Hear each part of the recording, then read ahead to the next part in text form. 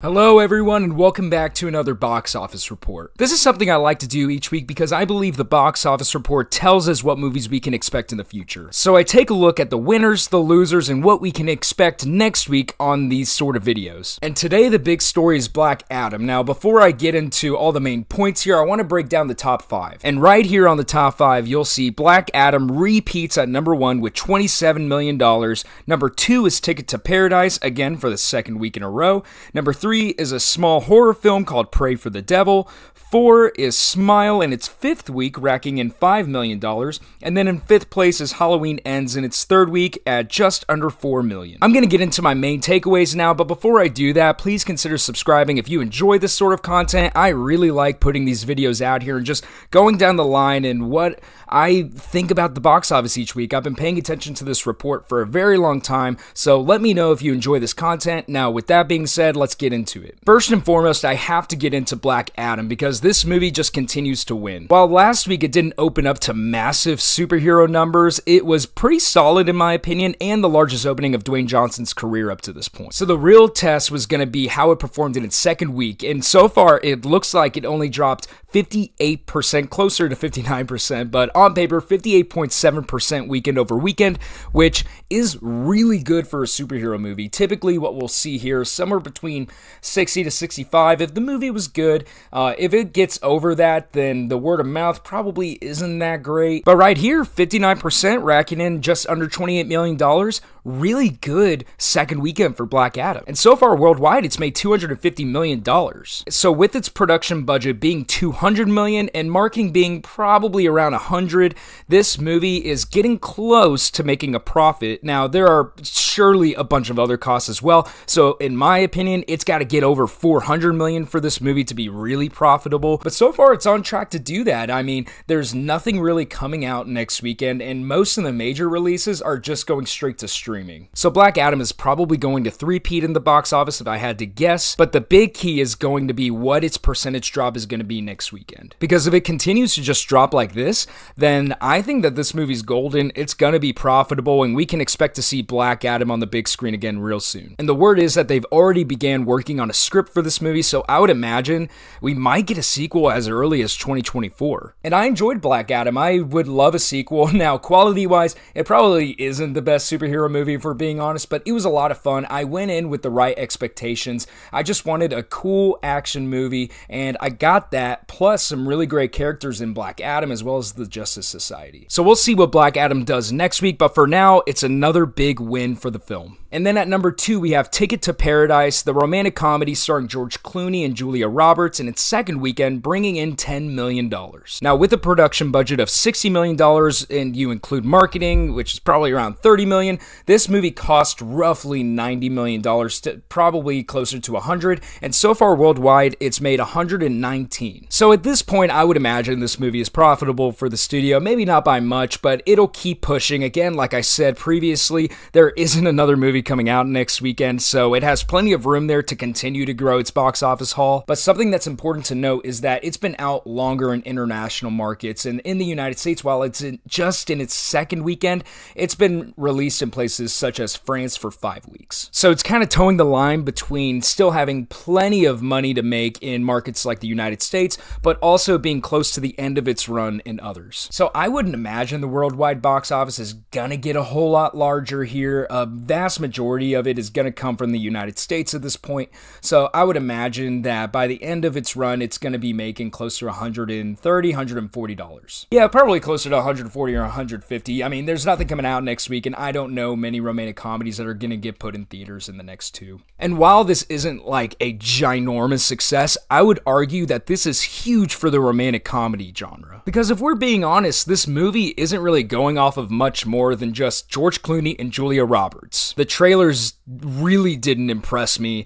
It basically looked like they paid the actors to go out on vacation and be funny, and that was perfectly acceptable in the box office 20 years ago, and it could make $200 million just based off of star power. But we're in a different state in Hollywood now. A lot of these romantic comedies are being put onto streaming because these films just aren't making what they used to in the box office. So what this tells me is that there's still a market out there for a film like this to be released into theaters. You just need big stars. I've talked to plenty of people people who say that the only reason they're going to see this is because George Clooney and Julia Roberts are in it. So if you're a major studio in Hollywood right now, you're taking note of both this and The Lost City that came out early this year that starts Sandra Bullock and Channing Tatum, as well as a cameo by Brad Pitt, that if you want to release a romantic comedy into theaters, it would strongly benefit you to attach giant stars. Because if this movie doesn't have its stars, I mean, it doesn't seem like it was particularly good. It has a 56% on Rotten Tomatoes.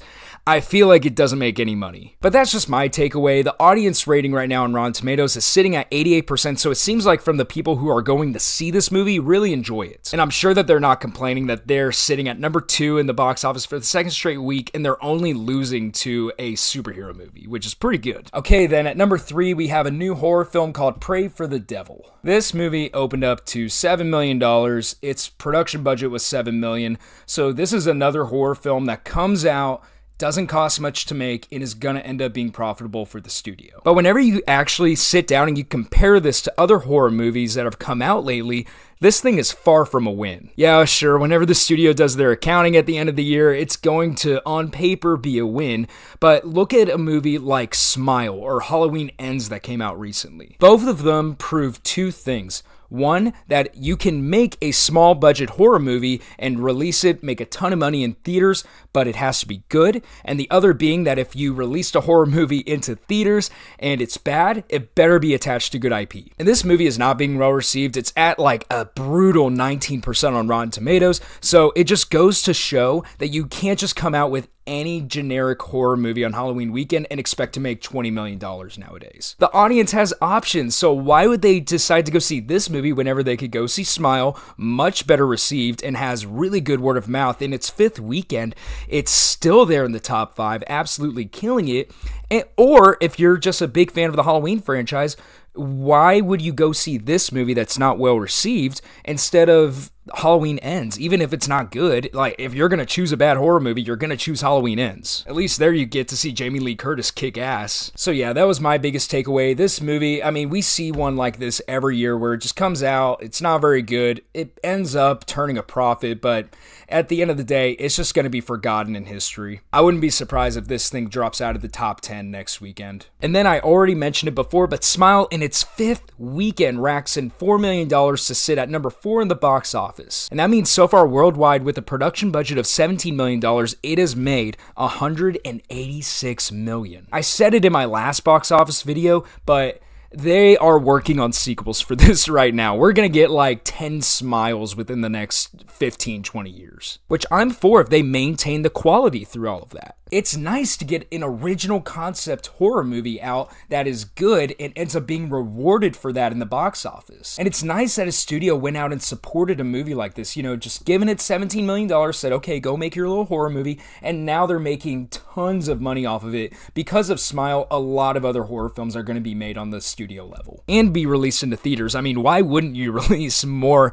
sub $20 million horror movies if you know that you can get something like this? It's like I said before, it's the combination of positive word of mouth and good critic responses. If you have that, you're golden. And then rounding out the top 5 is Halloween Ends with $3.8 million, I believe in its 3rd weekend? Yeah, 3rd weekend. And while this is the lowest performing iteration in this version of Halloween, like this most recent trilogy, it's still making a lot of money. It's made $60 million domestically. I don't have the worldwide number in front of me right now, but I mean, it's overperforming than what it should if all of the reviews that I'm reading are accurate. I've said it before, the slasher flick just isn't for me. I wasn't a huge fan of Halloween 2018, so I skipped out on Halloween Kills and I haven't seen this one, and judging by the reaction, I don't plan on seeing it, but hey, you know what? I'm happy that Jamie Lee Curtis is still out there. I mean, between this and Everything Everywhere All at Once, it seems like she's having a pretty good year, but I mean, with Halloween around the corner and this thing on Peacock right now, I wouldn't imagine it makes a whole lot more money. It'll probably be out of theaters here within the next few weeks. Then the last thing I wanted to talk about before I get into my predictions for next week is the 2 films that went wide this week, in Till and Terrifier 2. Till opened wide to over 2,000 theaters and had a per theater average of $1,300,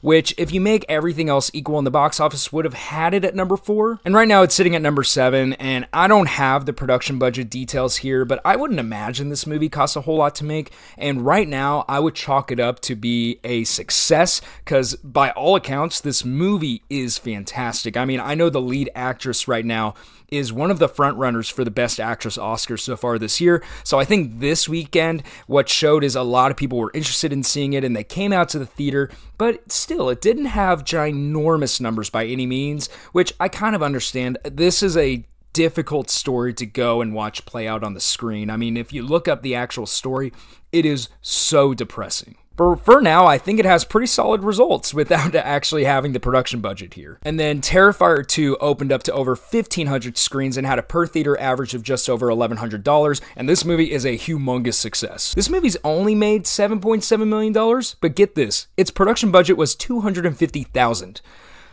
So this movie is very profitable, and it also has great word of mouth for the community that is into these sort of movies.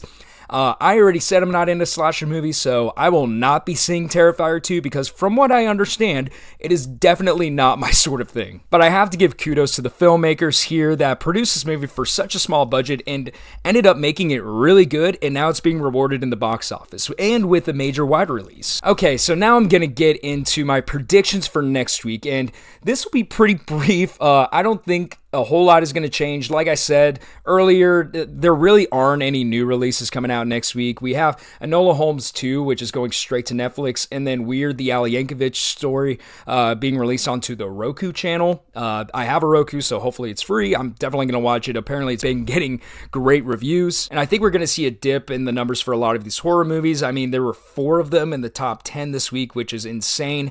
But with Halloween over, they're going to see a significant drop here. I would imagine a lot of them are out of theaters by mid-November. The only one that I could see being sustainable in there is Smile, just because it's been doing so well over the course of a month now. So, you know, if people still want to go and see a scary movie, that's the one they're going to go pick. So naturally, that is what theaters are going to keep if they do keep any of them. But that's everything I got for today. Thank you so much for watching this video all the way through. Subscribe if you like it and you want more, and I will see you next time.